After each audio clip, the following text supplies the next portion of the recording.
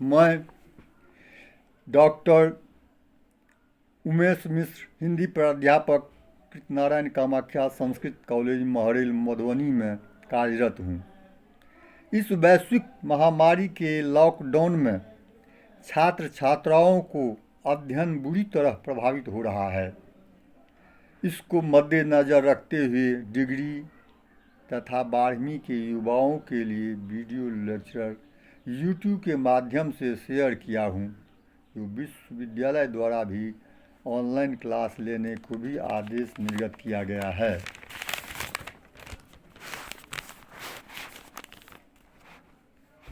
छात्रों, सबसे हिंदी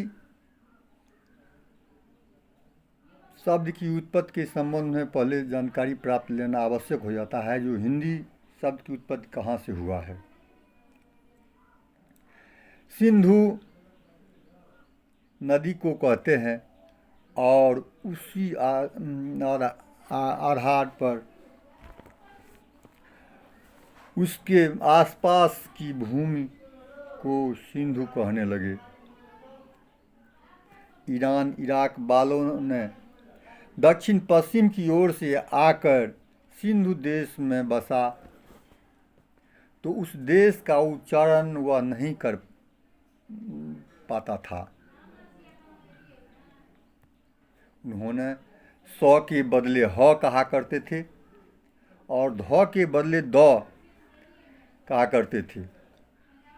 उसी कारण वह सिंधु को हिंदू कहने लगे। इसके ई प्रत्यय लगने से हिंदी बना है और हिंदू स्थान को हिंदुस्तान कहा गया है। और रहा हिंदी साहित्य की प्रारंभ। हिंदी साहित्य के प्रारंभ के प्रसंग में विद्वानों में मतभेद है। इसका मतभिन्नता का कारण यहाँ की हिंदी साहित्य के प्रारंभ का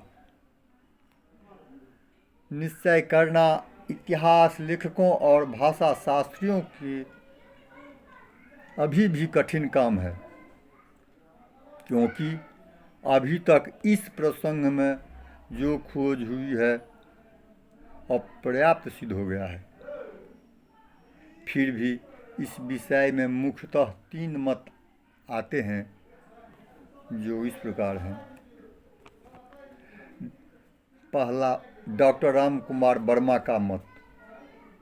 ये विक्रम के 7वीं शताब्दी से हिंदी साहित्य का प्रारंभ मानते हैं और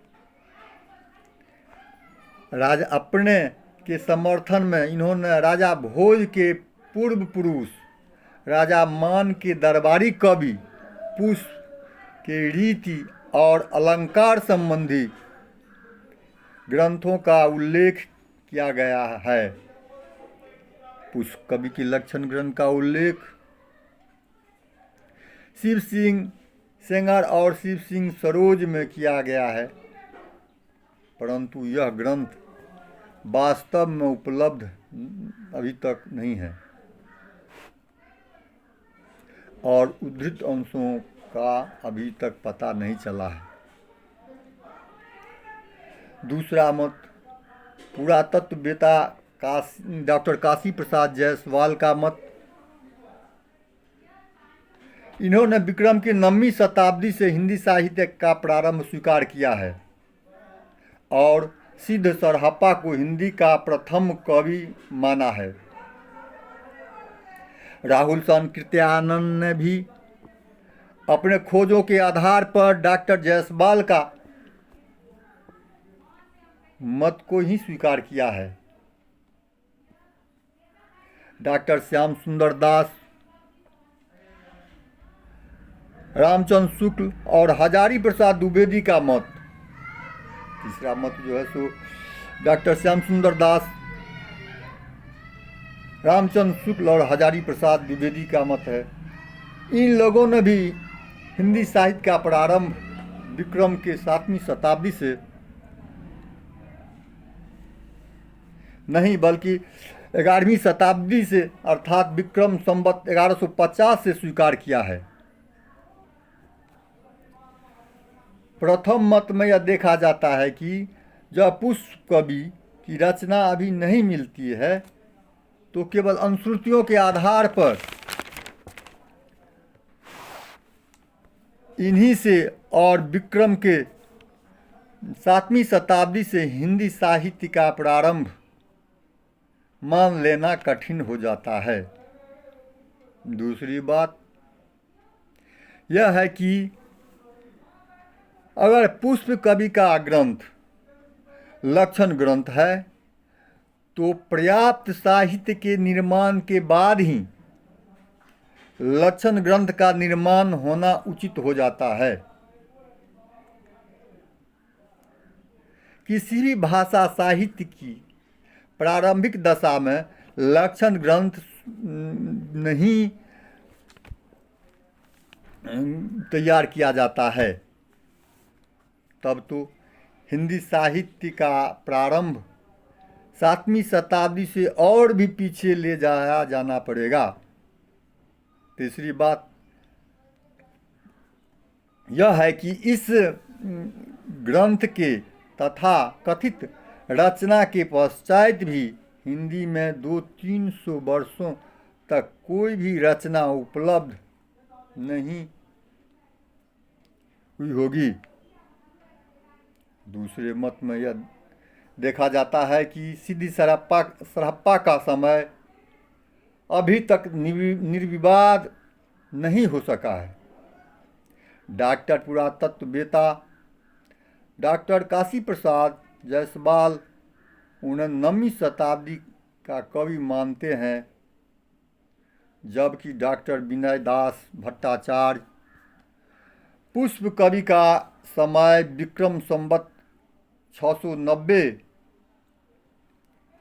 मानते हैं। दूसरी बात यह भी है कि सरहप्पा की भाषा असंदिग्ध रूप से नहीं कही जा सकती। इसकी भाषा को बहुत से विद्वानों ने अपभ्रंश कहा है, हिंदी नहीं। ऐसी दशा में सिद्दी सरहप्पा को हिंदी के आदि कवि कैसे मान लिया जाए? कुछ विद्वानों के दृष्टि में इतनी बात अवश्य है कि सरहप्पा की पद्यों में हिंदी का प्रारूप लक्षित होता है कि सरहप्पा के पद्यों में हिंदी भाषा का विकास अपभ्रंश से हुआ है और प्रारंभिक हिंदी साहित्य पर प्रभाव भी दिखाई देता है, परंतु इन सिद्धों की रचनाओं में जिस भाषा का प्रयोग हुआ है उसे हम साहित्यिक अपभ्रंश ही स्वीकार करते हैं, प्राचीन या पुरानी हिंदी नहीं।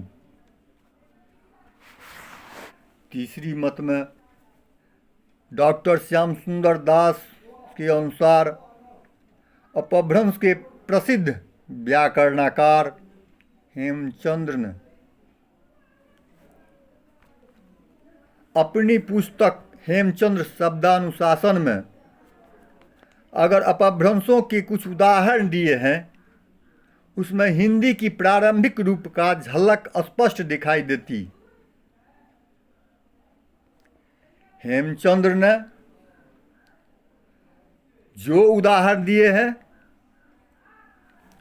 वो उनके समय से पूर्व की होंगे, क्योंकि उदाहरण सामान्यतः पूर्ववर्ती रचनाओं के आधार पर लिए जाते हैं।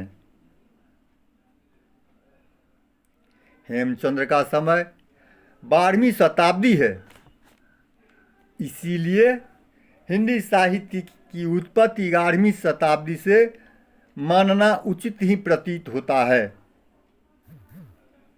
दूसरी बात यह भी है कि 11वीं शताब्दी में हिंदी साहित्य की जो परंपरा चली वह क्रमशः आगे बढ़ती गई, जो उपलब्ध सामग्री के आधार पर सिद्ध है।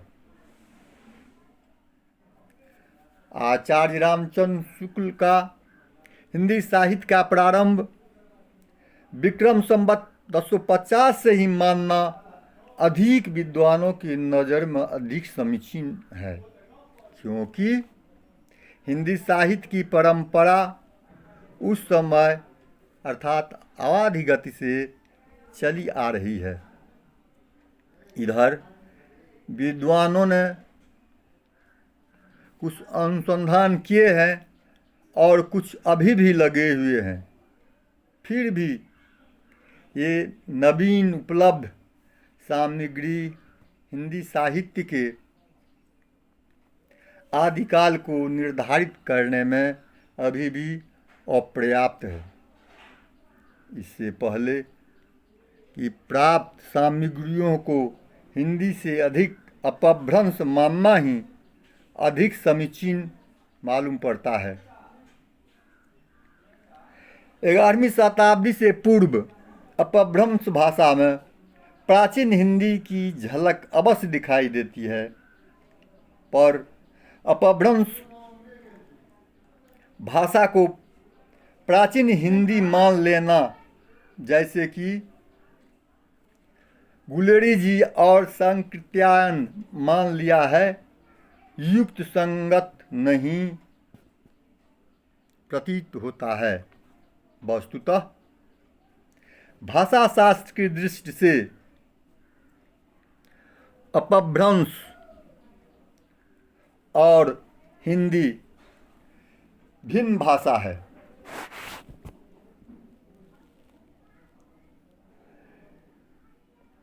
एक स्वतंत्र भाषा के रूप में हिंदी भाषा और इसके साहित्य का विकास विक्रम 11वीं शताब्दी से ही देखा जाता है।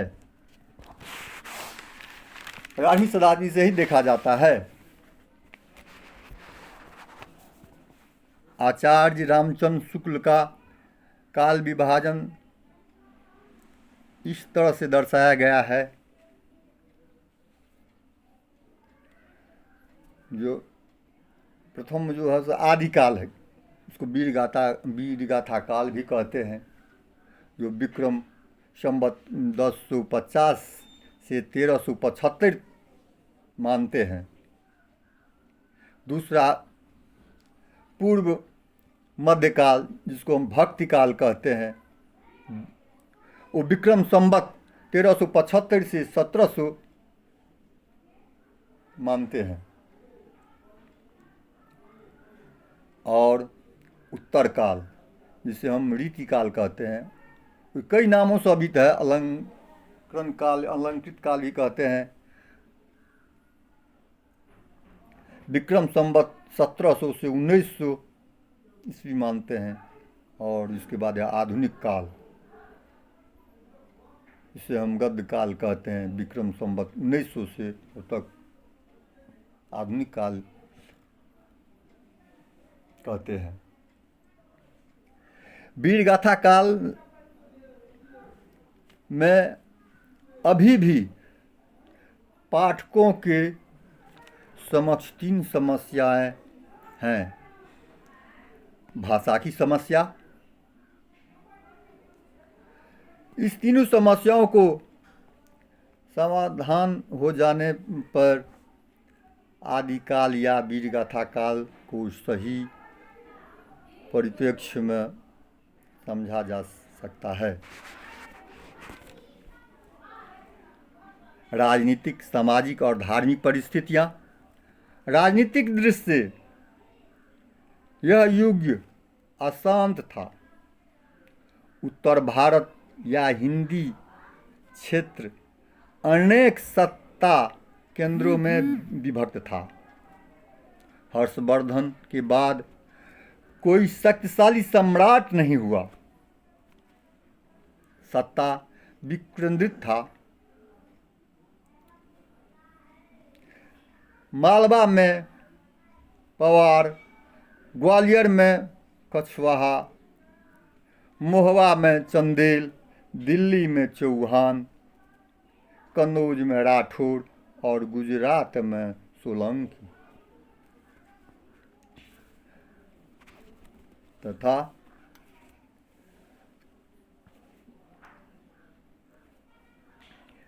वह के क्षत्रिय शासन कर रहे थे, सोलंकी वंश के क्षत्रिय शासन कर रहे थे। इस सामंत शासकों में परस्पर संबंध अच्छे नहीं थे। प्रायः वे एक दूसरे से युद्धरत रहते थे। किसी सामंत की सुंदरी कन्या उसके लिए खतरा बनकर आती थी। अतः लड़ाई हो जाया करती थी।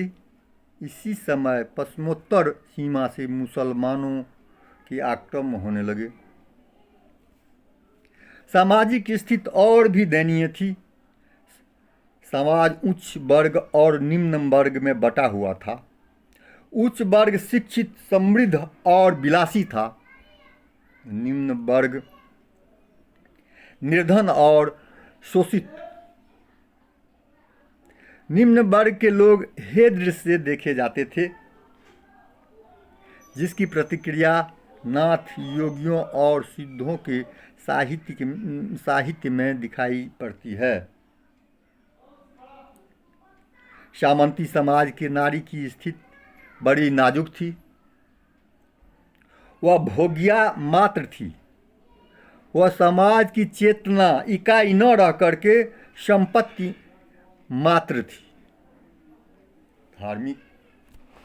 धार्मिक स्थिति भी अच्छी नहीं थी।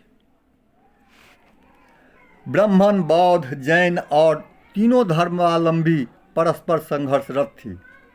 बौद्ध धर्म आंतरिक दोषों, तंत्र मंत्र, जादू टोना, व्यभिचार आदि के कारण जर्जर हो चुका था।